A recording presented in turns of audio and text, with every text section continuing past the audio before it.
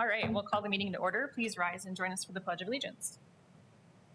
I pledge allegiance to the flag of the United States of America and to the republic for which it stands, one nation, under God, indivisible, with liberty and justice for all. All right, thank you for that. We do not have anybody wishing to address the board on agenda or non-agenda items. Can I get a motion and a second for approval of the minutes for the meeting held on June 5th, please? So moved.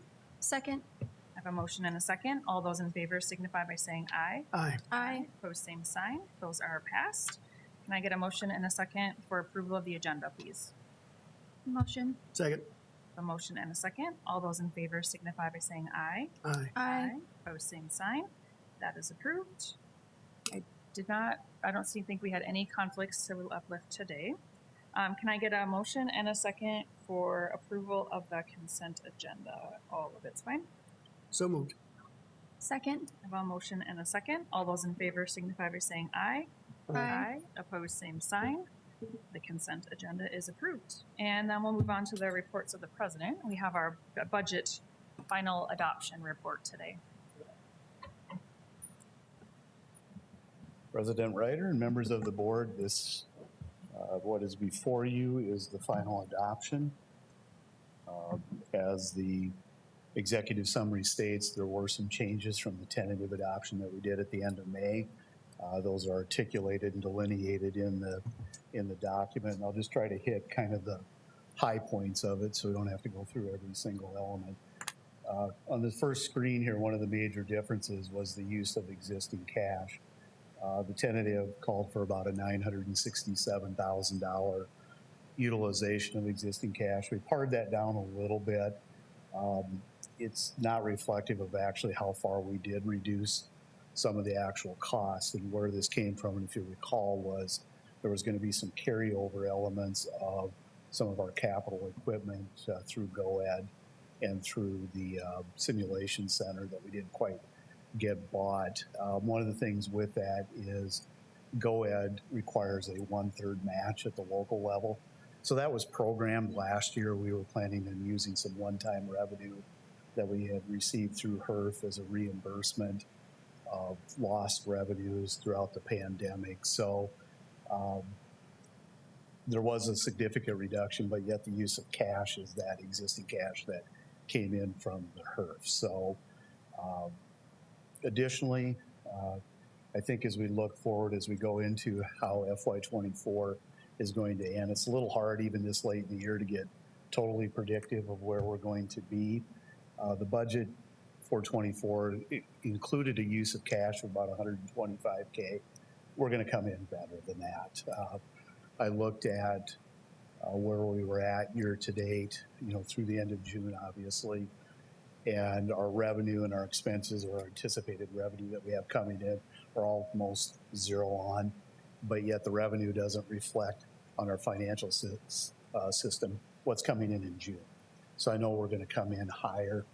So when you look at one of the other exhibits, when you look at our position at the end of FY25, it's saying our cash reserves, our fund balance is about $3.7 million.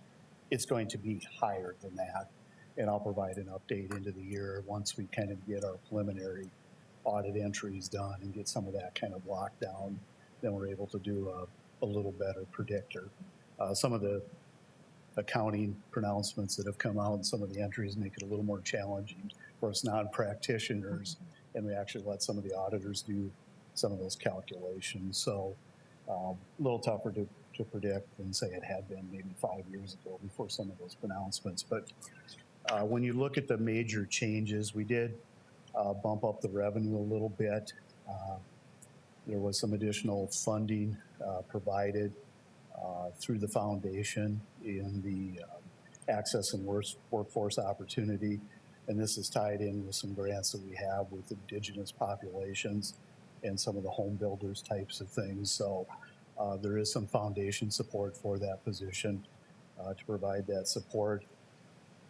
Typically, I take a really super conservative estimate of state aid. I went back and looked at the state's estimate and felt comfortable in making it just a small adjustment. You gotta remember, we're getting about $12 million, so that 88,000 tweak pushing it up a little bit is not a huge component or a huge change in our state aid calculations and estimates.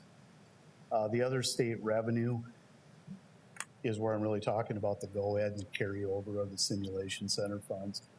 GO-ED, such a large number, Governor's Office of Economic Development had to do with, we were late in getting a contract for whatever reason, we just couldn't get it through and get GO-ED to commit to that. Here's the items. Yes, we're contractually obligated. So they've extended that so it sunsets at the end of this calendar year, which is plenty of time for us to get the items bought. So rather than doing I think sometimes you guys add it below the line, I just reprogram the dollars and reappropriate them. And then the allocation for Perkins came in after the tentative adoption, so we're getting more money in the Perkins and more equipment. So the question's still out there, and I think I talked about this with the council. I don't think I talked with you about the board, but there is some just ongoing discussion with the Department of Education about the utilization of the Perkins money to make that 1/3 local match. So it reduces the amount of equipment that we can buy, so it's kind of a trade-off, but it doesn't mean we have to use our own cash if we can use those federal dollars for that. Given that I think we're going to come in better, I think we're going to stay the course. That would be my recommendation, and use that federal funding for the federal equipment. When you get into the operating accounts, a lot of this is just some kind of movements, a little bit here, a little bit there, trying to look at where we could look at our discretionary dollars. So you see a lot of adjustments in travel. Some of those things that are hard to predict. So you'll see some in the, all right, I might have been a little high on some of the utilities, optimistic that we'll have a mild winter, optimistic it'll be a warm winter. So we're not carving it way back, but we're kind of looking at where we were at last year, factoring in the additional square footage that we have for the simulation center, and feel we're reasonable.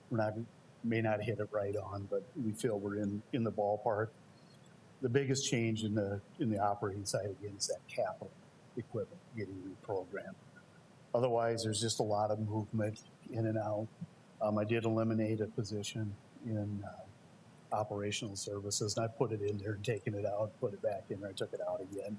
Was the director of facilities. We were talking about we need to start kind of preparing and transitioning to where maybe we step out and do more of that on our own, especially when you think about Jeff Kreider's involvement and where he's at in his career path. Of maybe we need to take a step, but we again removed it. So you might see it come back again. Sure. And one of these days it'll stick. One of these years, hopefully it'll stick.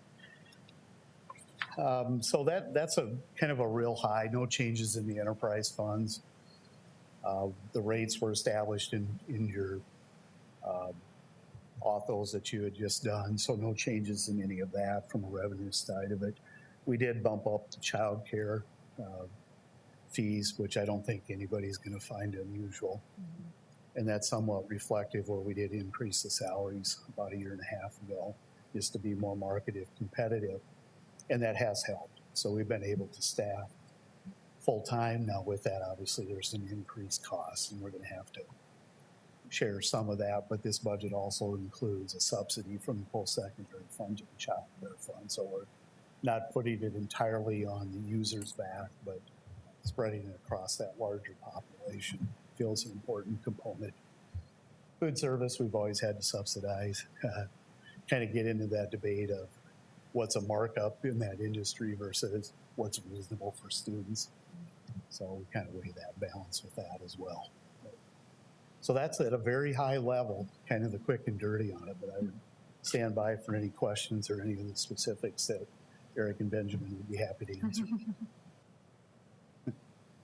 No, I think last time we talked, we were trying to find that money, and it's going to take time.